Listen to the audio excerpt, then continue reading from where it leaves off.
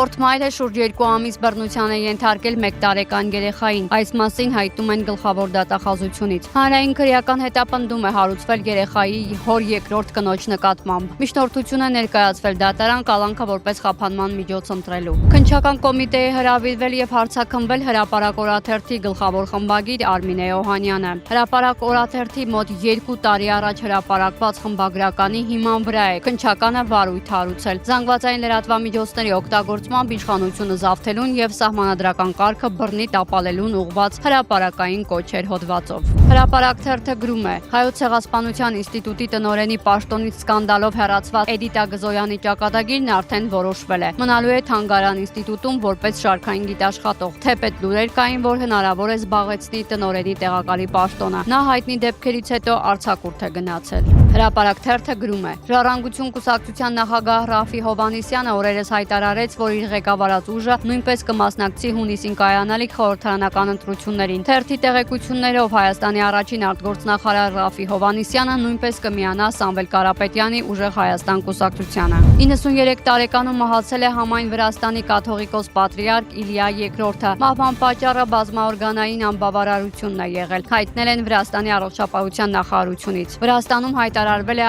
ազգային սուգ։ Թեհրանը հաստատել է Ալի Լարիջանին սպանվել է։ Ըստ լրատվամիջոցների Իրանի ազգային անվտանգության գերագույն խորհրդի քարտուղարը ամերիկա-իսրայելական ավիահարվածի ժամանակ իր գրասենյակում է եղել որդու տեղակալներից մեկի եւ թիկնապահի հետ։ Թեհրանը վրեժի գործողություններ է սկսել Իրանի անվտանգության խորհրդի քարտուղար Ալի Լարիջանի մահից հետո։ Զանգվածային հարված է հասցվել Իսրայելին Բաղդադում ԱՄՆ դեսպանատանը։ Իսրայելը հարվածել է Բեյրութի Դահիե շրջանի բնակելի շենքերին։ Ադրբեջանը 82 տոննա հումանիտար օգնություն է ուղարկել Իրան։ Օգնությունը ներառում է տարբեր սննդամթերքներ, դեղամիջոցներ եւ բժշկական պարագաներ։